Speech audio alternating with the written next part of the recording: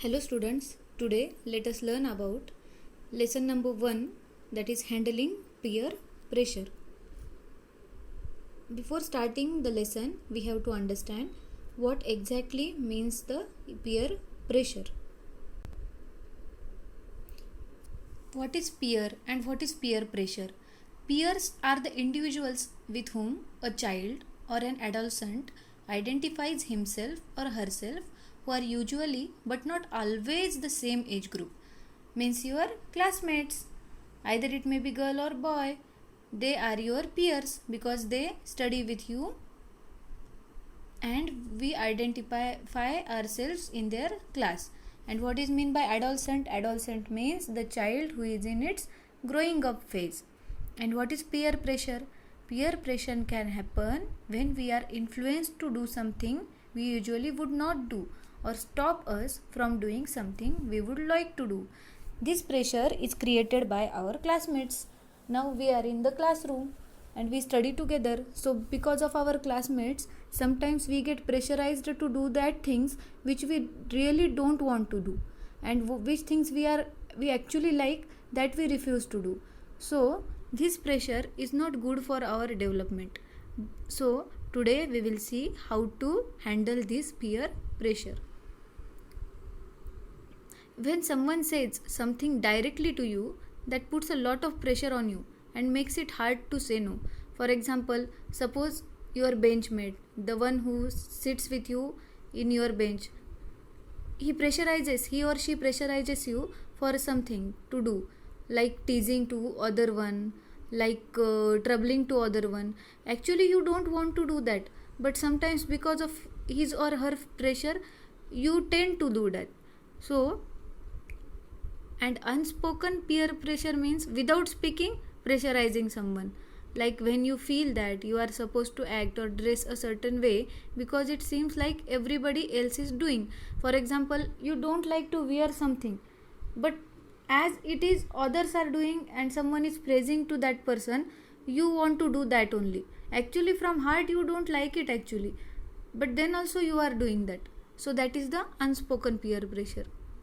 So why do we have this peer pressure? The reason is we want to be accepted by our peers. Peers means what? Peers means the individuals with whom we are identifying ourselves.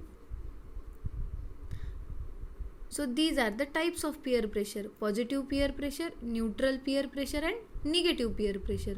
So what is the positive peer pressure? Good peer pressure is being pushed into something that you didn't have the courage to do or just didn't cross your mind to do. That is the good peer pressure. Means it boosts us development. Like for example, our peer encourage us to study hard for midterm exam. Sometimes the peer pressure is good also. Like if my friend is studying a lot and she is pressurizing me that I should also study a lot to take more marks, to do more improvement in the exam. So this is the positive peer pressure. But what is the negative peer pressure? Let us see. Negative peer pressure means when your friends pursued you to do something wrong that you didn't want to do. For example, skipping of class. Sometimes friend will say, let's go, we will not attend the class today. Sometimes he will say that we should do something wrong thing. So he is pressurizing you to do that. So that is the affected one, and it affects us and it affects our development also. That's why it is a negative peer pressure. And what is neutral peer pressure? It occurs when peer pressures want to go along with the crowd in a way that's not harmful to others.